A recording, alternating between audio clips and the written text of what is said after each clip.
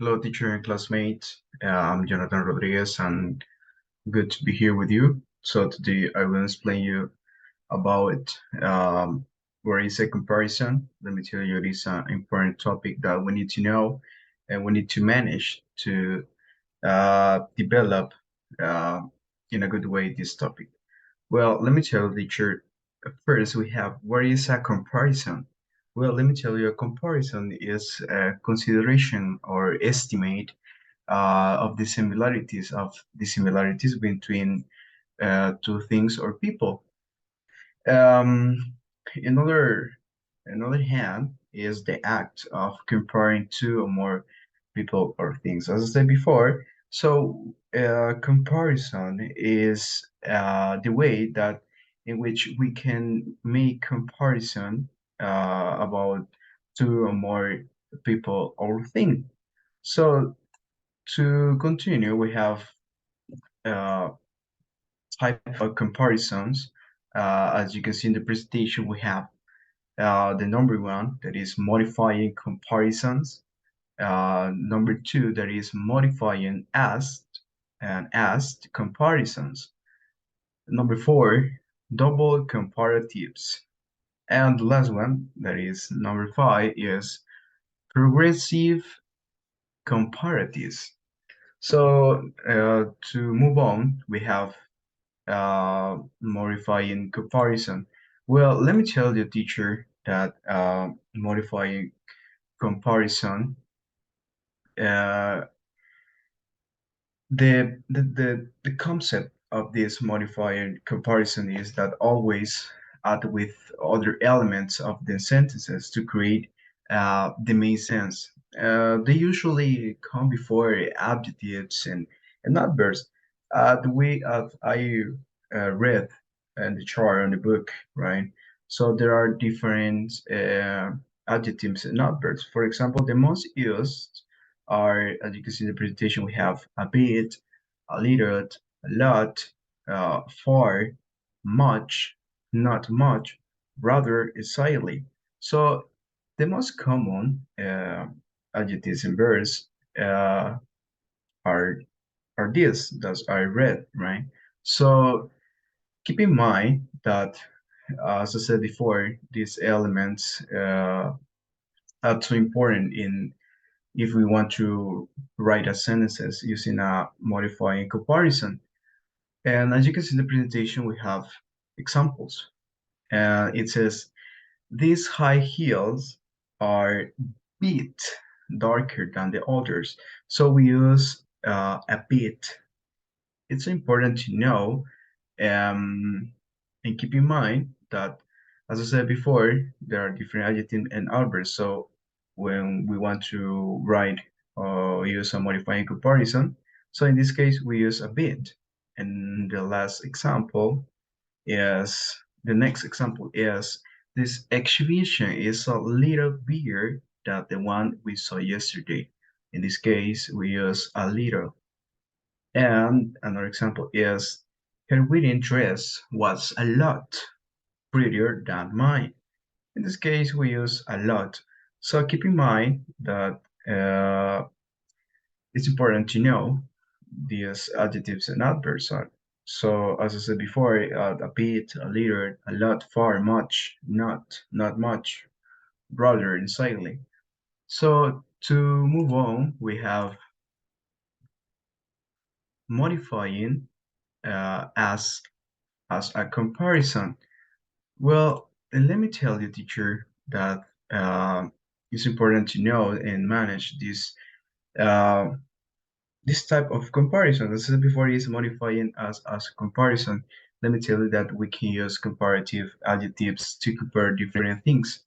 For example, Max is taller than Judy, but in this case, modifying as a comparison, so we can use as with an adjective to say that some things are the same or not, as to say that one is less than another. So I mean, we use as a comparison. Of course, we need an adjective to say two things are the same or not the same. As you can see in the presentation, we have examples. Her hair is as long as mine. So we are making a comparison with using as, because her hair is as long as mine. Is I mean, it's like the same. Her hair is similar about my hair, but in this case we use as. And we have another example about modifying as, and it says it's not as sunny as yesterday. So we are making a comparison about something is the same, are the same, or not as the same. But in this case, it's not as sunny as yesterday. So we are making a comparison using modifying as comparison. Well, we're going to move on, and we have uh, modifying. Wait, well, we have double comparatives, right? Let me tell you, teacher, double comparative. Uh, it's kind of difficult because let me tell you that double comparatives are adjectives with more than one comparative marker. For example, the comparative word more and the comparative suffix er are both applied to the adjective loud in the phrase more louder. As I said before, we are using a suffix er, right? And in the sentences above, like comparative superlatives, must est may also be double. And now we have some example here using a double comparatives. We have the more you study, the more you learn. The more time you take, the better the assignment you're trying. We have the less money I spend, the less I have to worry about saving.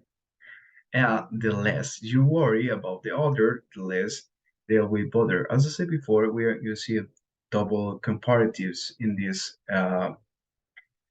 case, right? The more you study, the more you learn. So be careful, careful because we need to use double comparatives in the same sentences.